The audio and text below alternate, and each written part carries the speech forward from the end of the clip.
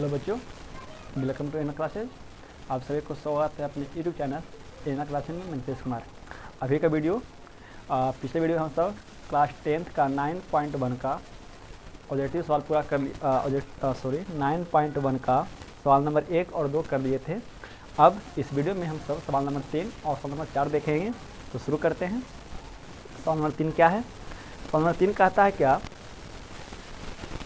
सवाल नंबर 3 क्या कहता है कि एक ठेकेदार बच्चे को खेलने के लिए एक पार्क में 2 फिसल पट्टी लगाना चाहती है।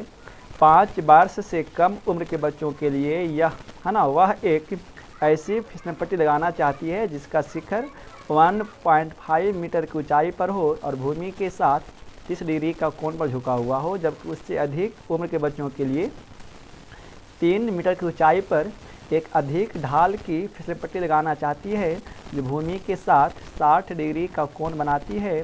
प्रत्येक स्थिति में फिसल पट्टी की लंबाई क्या होनी चाहिए? ठीक है, चलिए सवाल क्या है जो देखिए। यानी एक ठेकेदार क्या करता है ना कि एक पार्क में 2 प्रकार के फिसल पट्टी लगाना चाहता है। फिसल पट्टी किसे बोलते हैं? जिससे आप ससरते होंगे, है ना, ढलान जो होता है वो 2 को लगाना चाहता है। लेकिन उसमें क्या है कि ठेकेदार क्या करता है कि 5 साल से कम बच्चों के लिए एक अलग प्रकार के फिसलन पट्टी को लगाना चाहता है, और जबकि 5 साल से अधिक बच्चों के लिए एक अलग प्रकार के फिसल पट्टी को लगाना चाहता है। तो दोनों स्थिति में क्या करना है कि फिसल पट्टी की लंबाई ज्ञात करनी है। चलिए, है ना। तो देखिए 5 साल के बच्चों के लिए, 5 साल से कम उम्र के बच्चों के लिए एक ऐसा फिसल पट्टी लगाना चाहता है ना, जो कितना पर हो, जो है ना जिसका शिखर 1.5 मीटर यानी 1.5 मीटर की ऊंचाई पर हो, है ना, और उसका झुकाव कम हो। यानी ये देखिए फिसल पट्टी जो है ना लगाता है।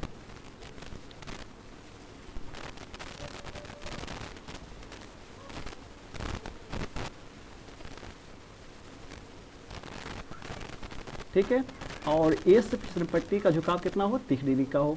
जबकि 5 साल के उम्र से अधिक बच्चों के लिए एक जो फिसल पट्टी है ना, वो ऐसा लगता है। याद रखिए 5 साल से अधिक उम्र के बच्चों के लिए एक फिसल पट्टी वो ऐसा लगाना चाहता है जिसका झुकाव कितना पर हो? 3 मीटर की ऊंचाई पर हो, और उसका झुकाव का जो कोण बनता हो कितना बनता है? वो 60 डिग्री पर हो।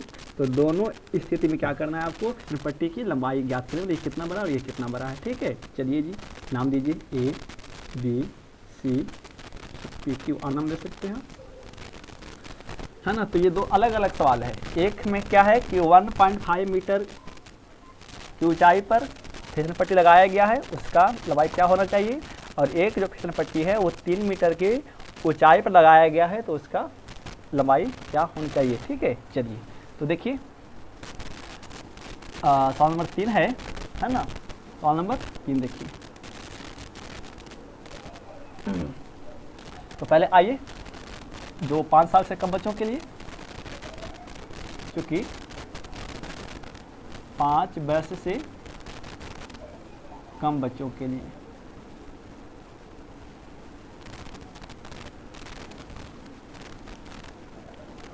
है ना, प्रमाण में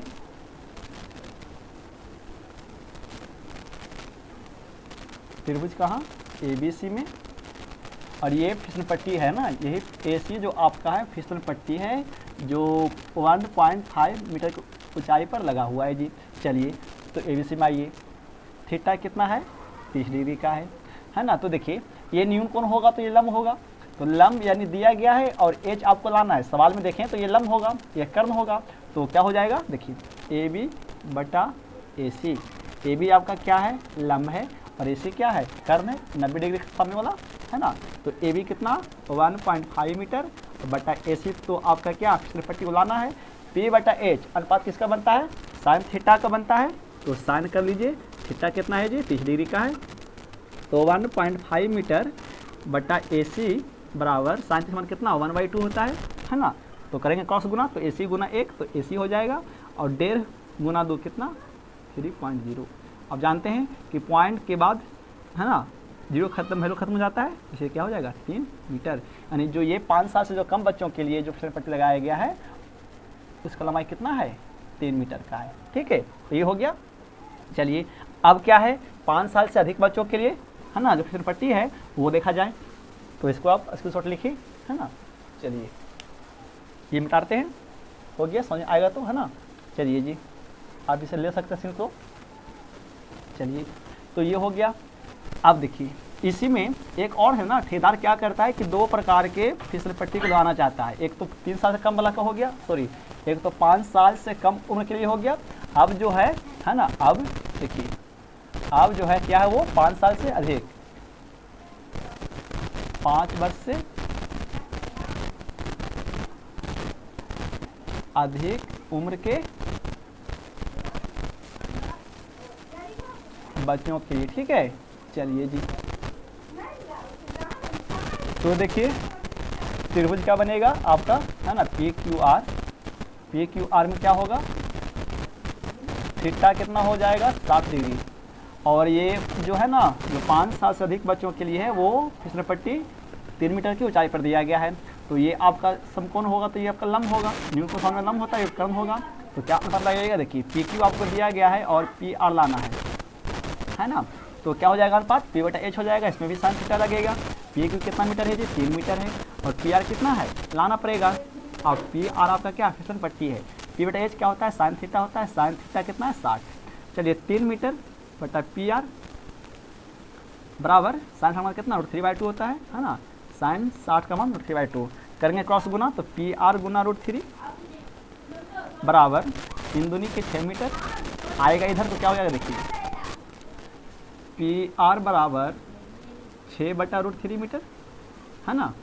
कर लेंगे प्रमेयकरण, तो क्या हो जाएगा देखिए, तो PR बराबर 6√3 मीटर और बटा 3, √3 3 होगा है ना। तो 3 दूनी के 6 कट जाएगा, तो इसे क्या आ जाएगा PR बराबर है ना 2√3 मीटर। जो ये आपका हो गया फिसल पट्टी की लंबाई हो गया। ये कितना बड़ा है जी 2√3 मीटर। ठीक है, चलिए ये सवाल नंबर 3 था। अब हम सब वीडियो अच्छा लगे तो कमेंट करें, शेयर करें है ना। तब तक के लिए धन्यवाद, मिलते हैं अगले वीडियो में।